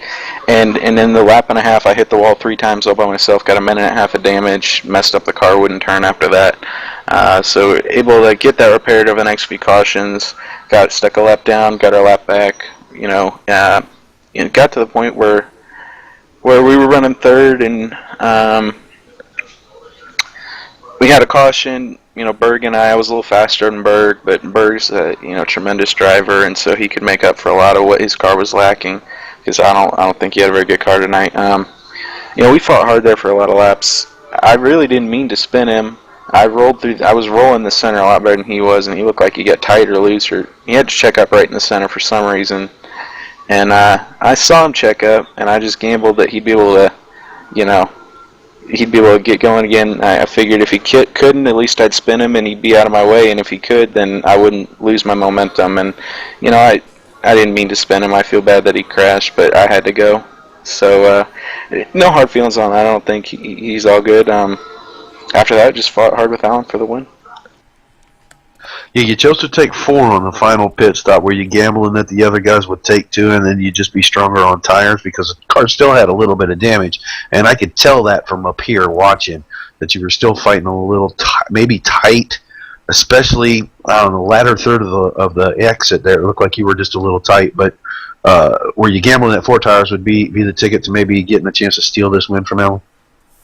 Yeah, I was tight. The car was pretty good all night, but then once I started getting damage, I just couldn't get back in the gas as soon as I needed to. I really was shocked when Alan told me in TeamSpeak that he'd only taken 2 tires. I figured everybody would take 4 tires, and I was like, wait, I have a chance to win this when I heard he took 2, and got by Berg real quick, and then Alan's just Alan. I mean, he had a cruddy car in that last round and still just pulled away. My car was too tight. If I'd known how I was going to react, known how hard I was going to drive it, maybe could have made an adjustment that might have been able to help. But even if it had, all I'd have been able to do is get to his bumper, and I'd still had to spin him to win it. So yeah, he just I don't know, he was in a whole nother zip code tonight. He just flat fast tonight. So I know everybody likes to win, but you're racing for a points championship, so second place points, and I'm pretty sure you led a lap under caution tonight. So you still had a good points tonight, yes? Yeah, I think it's a good points tonight. We'll have to look at it. I just want to say, good race to Alan. He ran a good race, and iRacing has this wall ride trick, and I've known about it, and I've been thinking about it all week. If I get in a point where at the end of the race I could wall ride to win it, would I do that? Because it's not really realistic, and I did it 1 and 2, and I saw that it was going to get me right there if I chose to do it, but I'd have had to wreck Alan to do it, and it just wasn't right. So we just went back and rode the bottom for the rest of it. But good win, Alan. That was impressive. Well, man, great finish again, and I know we had a bunch of people watching. I'm sure you had some fans out there. So if there's somebody you needed to say something to, we'll let her rip. I just want to thank all the guys at Fast Forward Racing. Guys like John Schweikert and Patrick Crabtree, David Rattler, Logan Sheets, everybody over at DDM and LDR this season that have kind of mentored us as a team and our setup building and everything. I'm really proud of where Fast Forward Racing is heading. I want to thank Thomas Brenner. We brought him in this week. He had a great week on iRacing, great week in IWCR. Been really fun to work with him. I want to thank Nathan, my longtime teammate. It was a great race with him, and I know he had some trouble. He finished 8th. We'll take that. So I just want to thank you guys in the booth and everybody at the IWCR. All right, man. Well, thank you. Congratulations on your finish again. And I think Rudy's got Thomas Brander. Thomas, you got a copy?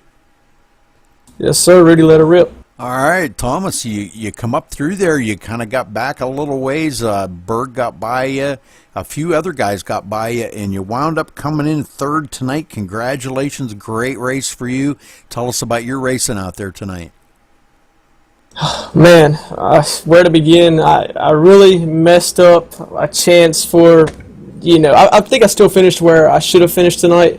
The car was so good, and that again goes out to Galen and all these guys' first race with Fast Forward Racing. I'm so happy to be a part of that team.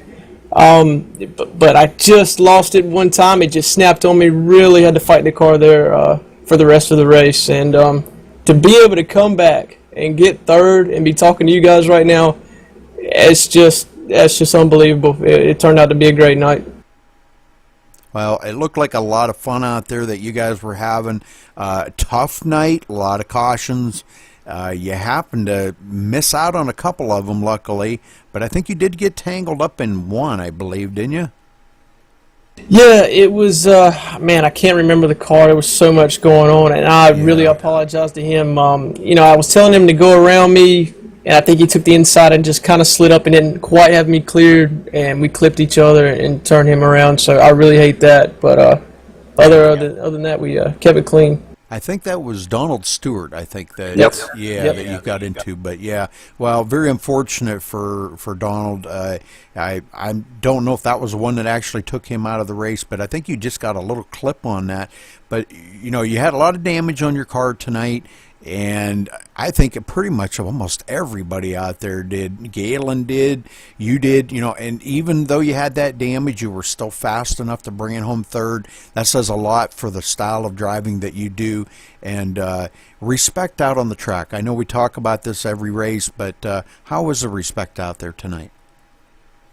Around me and up front, I thought the guys, we raced hard, but we gave room. I let Jason go early. I thought I was running him back down, and it's funny that me and him got to race a little bit at the end of it. But the respect has got to be shown a little bit more. I think we're all seeing that, but it seems like it's happening with a certain few, and for the rest of the guys, we're not really having the problem. So we still got some things to work out, but with this league and the quality of drivers, I'm sure we'll get it figured out here soon.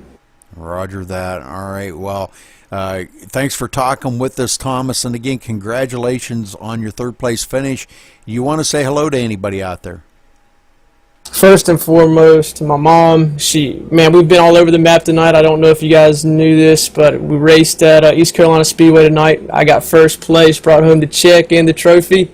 So big shout out to my Ultimate Body Shop team, David Wiggins, Kevin Bell, Lee Horner, the list goes on. They do so much for me. So I had to hustle to get back here. Thanks to my mom. She did her own NASCAR driving to get me back just in time for qualifying. And I just really appreciate everybody that gives me an opportunity to do this, and especially you guys too. So thank you. Well, thank you. And good job and congratulations on your trophy tonight and the big check. So, and that's in real life racing there, folks. Thomas just barely made it back here to run in a sim race. So that says a lot for somebody that dedicates, so much time and effort into doing this here with their friends, and that's how much it means to everybody. All right, well, Thomas, thank you again, and congratulations on your third place. Good job. Thank you, guys. All right, Roger, let's kind of run over the results here real quick. I just kind of wanted to mention Alan Bowes did lead the most laps. He led 154 out of the 160. Galen led 1. Let's see, Johnny Foley led 4, and John Schweikert led 1. So a few bonus points going out, not a whole lot of them, but running over the results real quick here, let's take a look. Alan Bowes, of course, our winner. Galen Gidman, 2nd. Thomas Brandner, 3rd. John Spisak in 4th. Jason Berg in 5th. Ross Cato, 6th. Good run for Ross tonight. William Vandiver in 7th. Nathan Sedlick kind of having a little bit of a bad ending to this race here, coming in 8th spot. David Butterworth, good run for him tonight, finishing 9th. Donald Stewart, 10th. Roger? Brian Whittleson came home 11th. David Rattler in the 12th position. Barry Jacobs Jr. in the 13th spot. 14th was Johnny Reed Foley. 15th, John Schweikert. 16th, Zach Jahalis. 17th, Ken Worley. 18th, Randall Drake. Joe Robertson, 19th. And Scott Hunziker finished in the 20th position. All right. And Keith Shaner finishing 21st, and Zachary Miller taking up the rear of the field in 22nd. So good run by everybody out there tonight. And again, congratulations to our winner, Alan Bowes. Good job. All right, Roger, any last-minute comments about the race tonight? We saw a lot of unfortunate events. I mean, there was a whole lot of fast cars end up being, over 100 laps down, didn't even make it to the third of the waypoint. We're talking about Foley, Schweikert, Jacobs Jr. He had a fast car. David Rattler, somebody we always know is fast. Brian Wildeson's always fast. I mean, all of those guys finished outside the top 10 because, out by lap 50. Just unfortunate. And this is short track racing. You're going to have the accidents, but, I think much as it's patience when you're on the track with other drivers, you've also got to be really patient and race the track, not race the other cars. Make sure that you're in control of yourself all the time. And we saw some lapses in concentration. It was really unfortunate because I think the rest of this race could have really, really been exciting with 7 or 8 cars vying for that finish instead of the 1 or 2. And I'm not saying that anybody had a shot to beat Alan Bowes. He was flat fast tonight, no doubt about it. But if you put enough pressure on somebody, you put enough challenges to somebody, you might find a weak spot and they might crack. It just was really unfortunate that we didn't get to see that materialize because all of these guys were wrecked out so early. And, next week will be better. That's all we can tell you. All right. Well, thanks a lot, Roger. And that's going to wrap it up here tonight for IWCR Gen 6 at Bristol. Our winner here tonight, Alan Bowes. And thanks for tuning in here on YouTube and watching the IWCR group run a great race here tonight. So we will catch you all later, and thanks for tuning in on MaxSpeedTV.